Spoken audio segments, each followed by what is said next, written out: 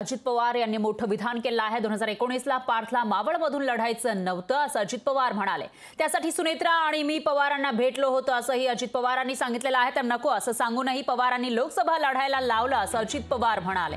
अजित पवारांनी लोकशाही मराठीला दिलेल्या मुलाखतीमध्ये हा खुलासा केला आहे। तर 2019ला पार्थ पवार हे मावळमधून लोकसभेच्या रिंगणामध्ये उतरलेले होते आणि त्यावरून आता अजित पवार यांनी हा खुलासा केला आहे। तर पार्थला तिथून लढायचं नव्हतं आणि त्याचबरोबर मी आणि याविषयी पवारांना भेटलो होतो तरी सुद्धा पवारांनी पार्थला निवडणुकीच्या मैदानामध्ये उतरवलं असं ते म्हणाले। दरम्यान 2019 मध्ये पार्थ पवार यांचा लोकसभेच्या निवडणुकीत पराभव झाला होता।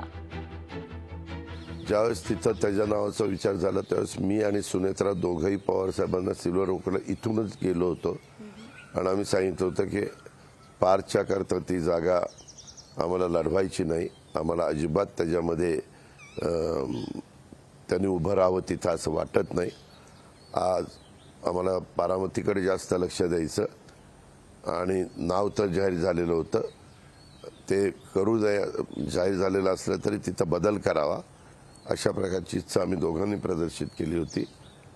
त्यावेळेस आमच्या पक्षाचे प्रमुख साहेब होते आणि घरातले पण प्रमुख साहेबच होते, त्याच्यामुळे आमचं विनंती करण्याचं काम केलं पण साहेब म्हणले असं आता बदल होणार नाही, ऑलरेडी मी जागा जाहीर केलेली आहे आणि आता तिथं लढावं लागेल। लोकशाही मराठी ऐका, पहा, जागरूक रहा।